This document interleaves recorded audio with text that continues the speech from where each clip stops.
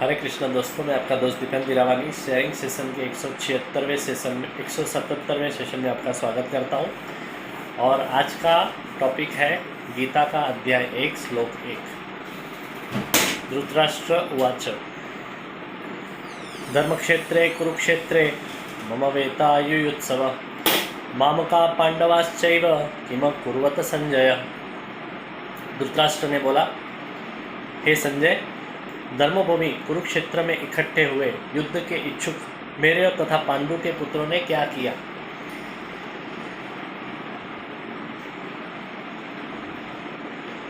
जिसने राज्य को पकड़ के बैठा है ना, वो धृतराष्ट्र ही है। सत्ता और संपत्ति का लोभी आदमी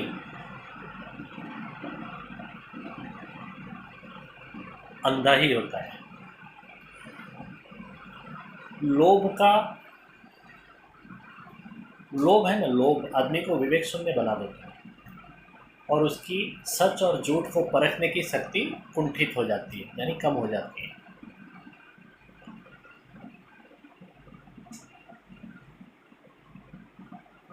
दंभ का मूर्तिमंत प्रतीक के रूप में वेदव्यास ने धृतराष्ट्र का हुबहू चित्रण किया है।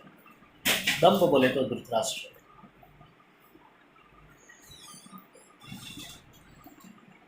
जो लोग राक्षस होते हैं ना, वो जो भी कर रहे हैं ना, उनको वो धर्म ही मानते हैं।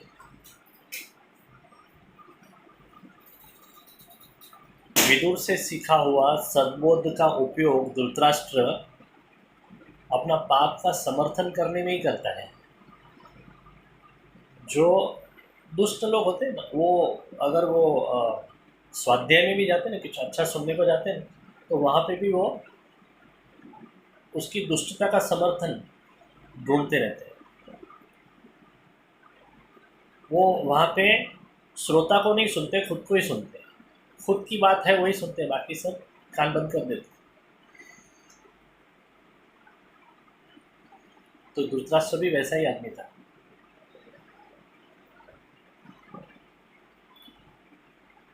संधि करने के लिए कृष्ण भगवान पांडवों की तरफ से गए थे कौरवों के पास, मगर उसके पहले कौरवों की तरफ से संधि करने के लिए धृतराष्ट्र ने संजय को भेजा था। और उस संधि का जो उपदेश था ना, वो राज्य सत्ता का दुर्गुण और त्याग और वैराग्य का बहुत सारे फायदे, वो सब बताया था उस संदेश में, संधि के।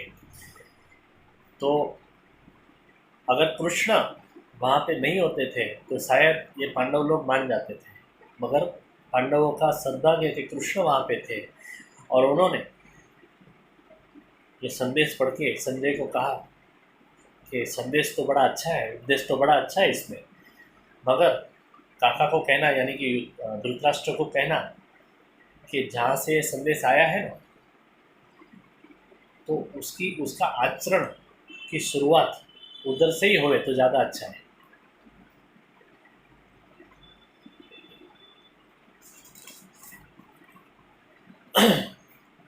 मेरे तथा पांडु के पुत्रों ने क्या किया, ऐसा पूछने के पीछे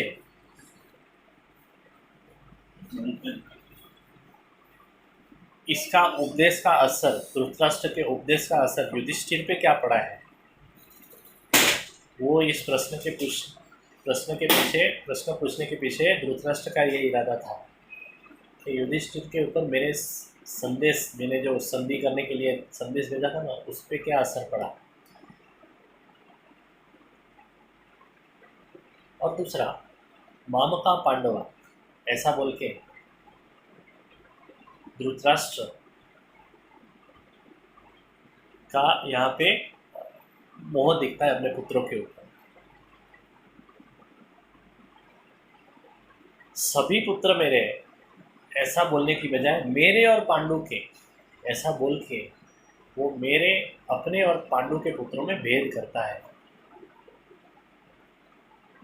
धृतराष्ट्र ने तटस्थ भाव खो दिया है, यहाँ पे वो दिख रहा है।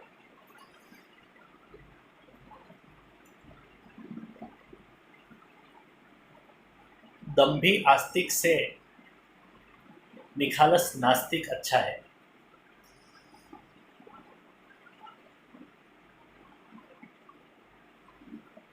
कणाद ऋषि जो नास्तिक थे मगर भारत में उसे ऋषि माना गया है, और रावण आस्तिक था मगर उसकी गणना राक्षस में हुई।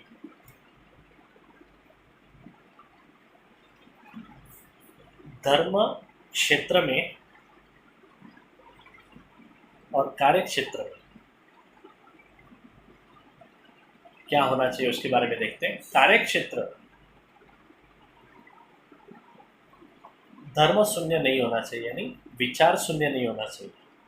कार्य क्षेत्र विचार रहित नहीं होना चाहिए, और धर्म क्षेत्र कार्य शून्य नहीं होना चाहिए।